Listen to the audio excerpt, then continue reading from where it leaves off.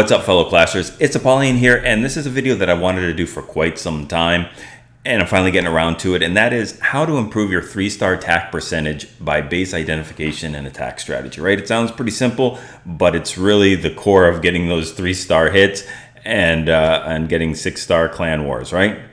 So we're going to cover a number of types of things you're going to look for, or a number of points to look at, and then we'll look at some examples as far as different attack strategies on different bases. Okay, so first of all, it's fresh hits versus cleanup.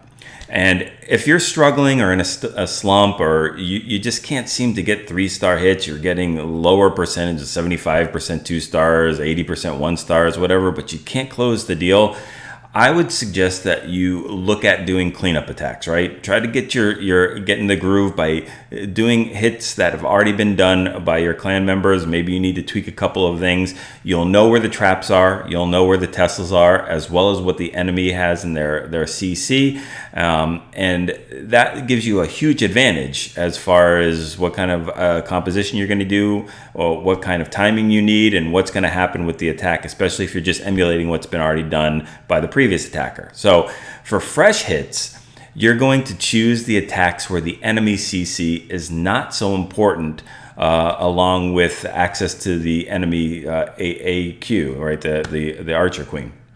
So attacks that are not so dependent on pulling the enemy CC and taking care of them are Peebo, or the Pecker Bowler one, Drag Bat, Mass E-Dragons, and sometimes Queen Walks, Queen Charges with different back ends depending on what they are. They're a lot more forgiving. It doesn't, if you're doing a drag bat or E-Drags, it doesn't really matter what's in the CC. It doesn't matter if it's a Laloon, it doesn't matter if it's Dragon, Witch, or it makes no difference, because the Dragons and the E-Drags can take care of that, as well as the Pekka Bowler. No matter what's in there, as long as you have a poison to take care of it, and you get that queen in the core with the rest of the attack, they'll take any of those type of CCs. But the attack where the CC, knowing what the CC is very important, and it can work on both ways, whether it's a positive or a negative, is things like Laloon to a certain extent, Miners, Hogs, and also getting the enemy queen, right? If you don't get the enemy queen, your Hogs are going to fail. The enemy queen will go ahead and take them all out one by one. Miners can get the enemy queen without any kind of problem, but if you don't get a good CC, if they have Valks in the CC, maybe even a Witch or something like that, they just tear those Miners to shreds and distract them so much that you can lose the attack just then and there. And the Laloon is a little, if you bring Skellies for the queen, it's okay. But if you're dealing with maybe a baby dragon or even a main dragon, and you're throwing Laloon into there, they'll just snipe all of your loons and take care of them like that. So that's where knowing what the CC is incredibly important for those specific attacks. And then for cleanup, you want to see where the attack went wrong. Focus on what kind of little tweaks you can make, and the troop comp, maybe switch one thing out for another. Spell placements, maybe the spells were dropped a little too soon, too late, the wrong spot, and then of course the timing with everything else. So it's a lot easier to do a cleanup. So that's one, fresh hits versus cleanup. Secondly, defenses, right? When you look at a base, you got to determine which defenses are easily accessible to determine which strat you're going to use. What do I mean? Well, if the ADs are on the outside, you can use your queen to snipe them using either a queen walk, queen charge, or even a Sui queen to get those specific ADs, or the multis, the multi-infernos. They're close to the entry. They're going to kill a lot of the bowlers and whiz until you can get them down. So you got to be careful on an entry with a multi. If the Inferno towers are set to multi or set to single, of course you don't want to do a queen walk, queen charge right into a single Inferno tower, because that will go ahead and kill your queen incredibly quick, as well as dropping any kind of golems in there too. They'll fry the golems and destroy them very, very quickly. And then also when we're dealing with Inferno towers, whether they're multi or single, when we go ahead and use our troops to tank like golems versus giants, if we're going against a single Inferno tower, we probably want to drop 6 giants down instead of 1 golem, because those 6 giants will tank for that single Inferno tower so much longer than 1 golem will. So those are the type of things that you're going to look for, right? And how many, as far as the defenses, how many single target defenses are going to be on top of your troops really quickly versus splash as well. So you don't want to throw your queen walk queen charge into 4 or 5 point defenses right off the bat, because you'll have to either use her ability or rage. So all of those type of things that you need to be careful of when you're talking about your defenses. Third is funneling, and it's not done by importance, but this is probably the number one as far as importance goes. Funneling, and we see this through all of these different types of attacks, especially where the ones where we're using a large kill squad, like Valks, like Bowlers and P.E.K.K.A.s, like any kind of like Hog Riders, to get into the core with your kill squad to take out the queen. How important it is to do funneling. You need to know how much investment it's going to take to funnel, and before you're setting off that Eagle Artillery. And then speaking of the Eagle Artillery, how long is it going to take to get to the Eagle Artillery? You don't want to come into the complete opposite side of the base where that Eagle is going to be firing on your kill squad the entire time. So how long is it going to take to get to that? Fourth is the base design, right? Compact bases versus ones that are very spread out. Identify which bases are best to be hit by certain different types of compositions. For example, compact bases are more susceptible to miners.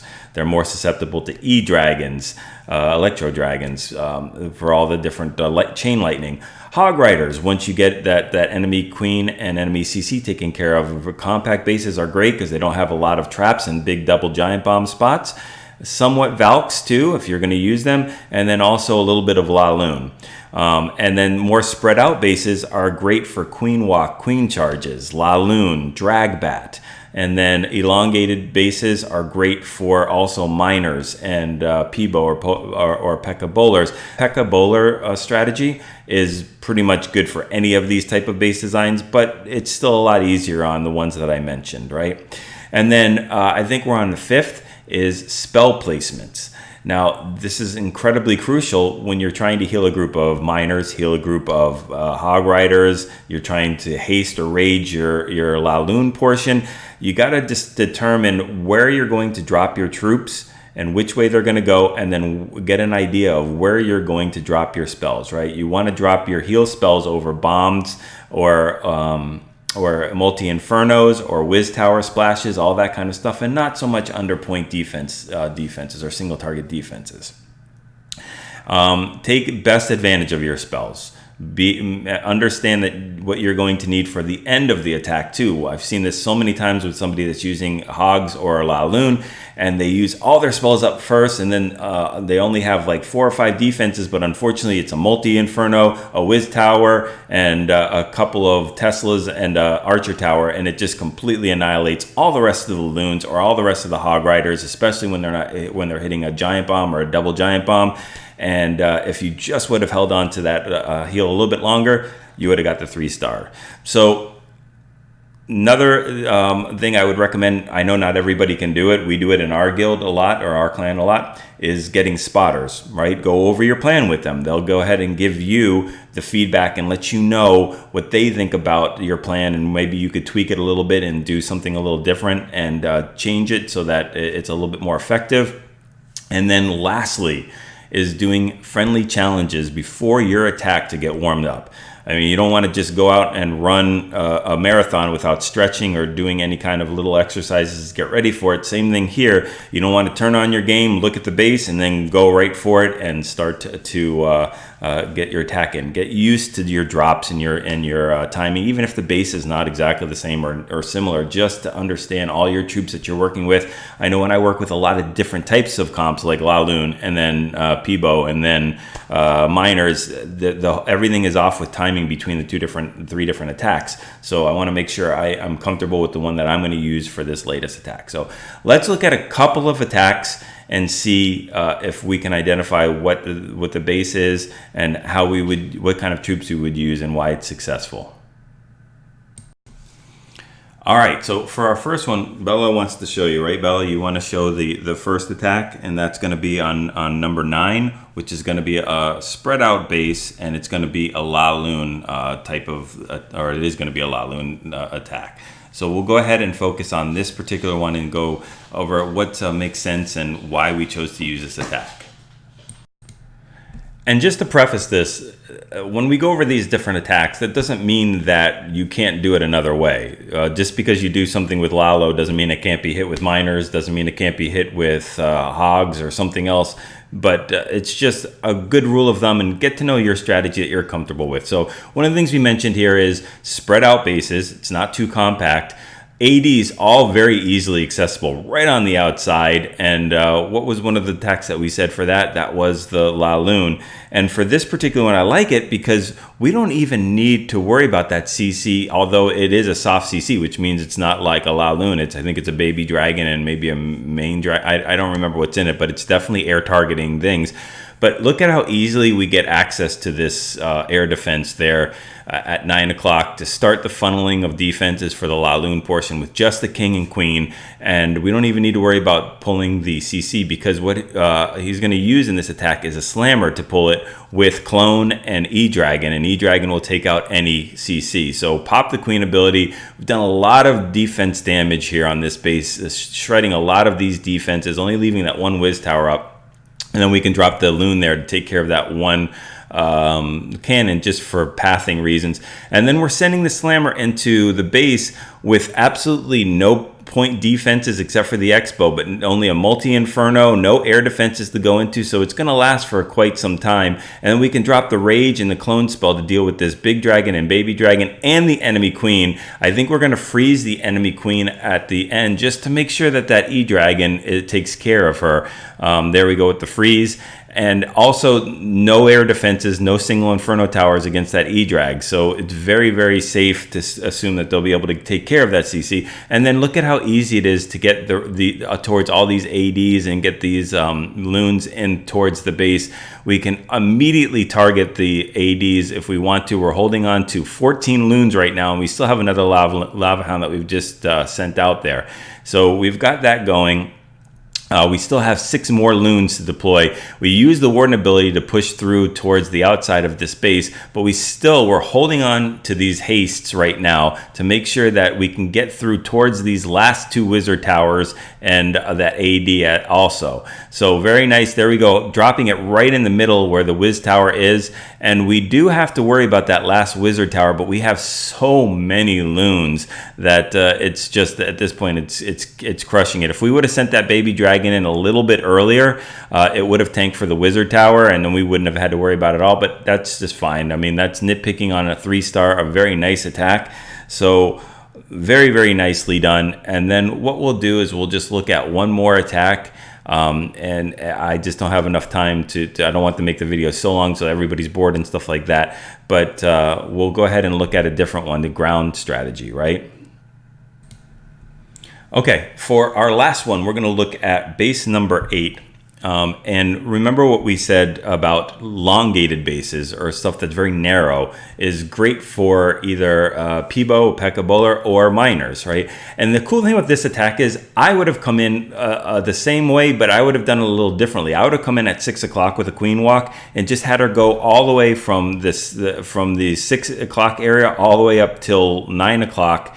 And there's nothing to target those air defenses, and she still would have been able to get the CC. I would have dropped the king at 3 o'clock and had him funnel from 3 all the way up till noon, and then sent my miners right around the 4 o'clock area, right around this area right here, and had them go straight through the base, and they would have stayed in the core the entire time. That's how I would have done it, but the way that TGR does it is still very similar, but he decides to get the queen all the way into the base and use her to take out the enemy queen, the CC, and the Eagle artillery, and then send the miners in around 7 o'clock. So we'll take a look at this, which is just cool that you can do different. Even with the same strategy, you can do it different ways depending on what kind of value. Now, the way I was saying, I would have done that just because the queen can walk all the way up from 6 to 9 with absolutely nothing targeting her as far as the healers.